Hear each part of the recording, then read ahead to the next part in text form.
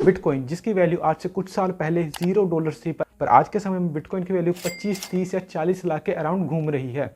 तो bitcoin exactly है क्या, जानेंगे इस वीडियो में। तो हेलो गाइस सर, मेरा नाम है दीपंकर। आज की वीडियो में बात करने जा रहे हैं बिटकॉइन के बारे में, इसकी हिस्ट्री के बारे में बात करेंगे और अभी बिटकॉइन कैसे काम कर रहा है इस चीज़ के बारे में बात करेंगे। सो स्टार्ट करते हैं आज की वीडियो। तो बिटकॉइन को समझने के लिए हमें इसके थोड़ी सी हिस्ट्री में जाना पड़ेगा।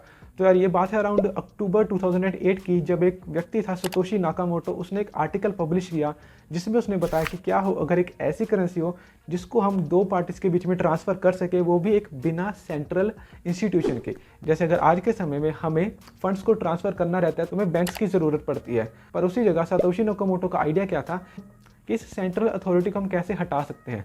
तो ये था बिटकॉइन के पीछे का एक आइडिया। तो ये जानते हैं कि बिटकॉइन या फिर इन क्रिप्टो करेंसीज की हमें ज़रूरत क्यों पड़ी।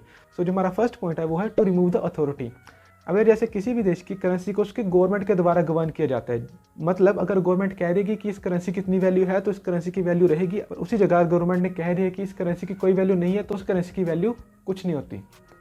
जैसे अब डीमोनेटाइजेशन हुआ था नवंबर 2016 में, उसमें गवर्नमेंट ने क्या कहा कि सुबह से 500 और 1000 रुपये की नोट की वैल्यू नहीं रहेगी। सो इसी चीज़ को लेकर पब्लिक में बहुत ज़्यादा गुस्सा हुआ कि यार हमारी करेंसी की वैल्यू कोई और गवर्नमेंट इंस्टीट्यूशन कैसे डिसाइड कर सकता है। तो ये था हमारा पहला पॉइंट कि हमें एक डिसेंट्रलाइज्ड करेंसी पर क्यों जाना चाहिए। तो जो हमारा सेकंड पॉइंट बनता है वो है प्रॉब्लम्स विद बैंक्स।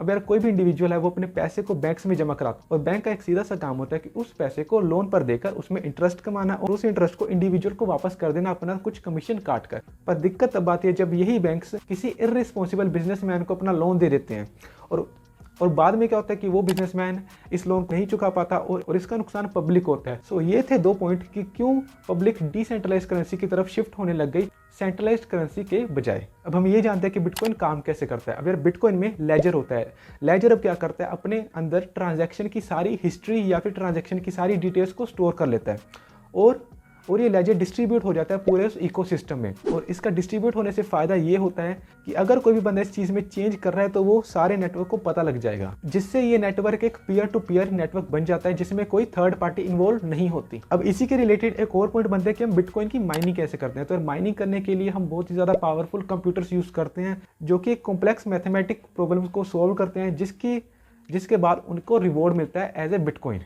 तो जब भी कोई ट्रांजैक्शन कंप्लीट होती है तो कंप्यूटर उसका पूरा एक डाटा रखता है, उसको साइन कर और उस साइन को हम प्रूफ ऑफ वर्क बोलते हैं। और जब हमारे पास ट्रांजैक्शन, प्रूफ ऑफ वर्क और प्रीवियस ब्लॉक का एड्रेस आ जाता है तो उन तीनों चीज़ों को मिलाकर बनता है एक ब्लॉक। और जब हम ब्लॉक्स को अरेंज कर देते हैं एक ऑर्डर में तो हम उसी चीज़ को बोलते हैं ब्लॉकचेन।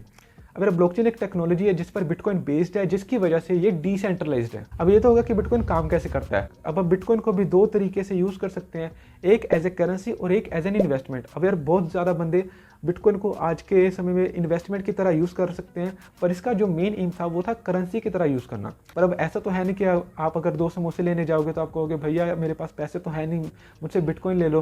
तो ऐसा नहीं होता इंडिया में। तो majority chunk of people bitcoin को एज एन इन्वेस्टमेंट की तरह ट्रीट करते हैं, पर आज से आई थिंक कुछ देर बाद अब हम इसको करेंसी की तरह भी यूज़ करने लग जाएंगे।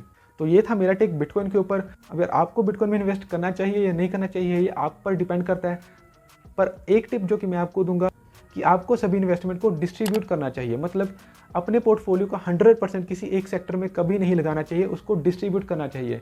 जैसे वॉरेन बफेट कहते हैं कि don't put all your eggs in one basket.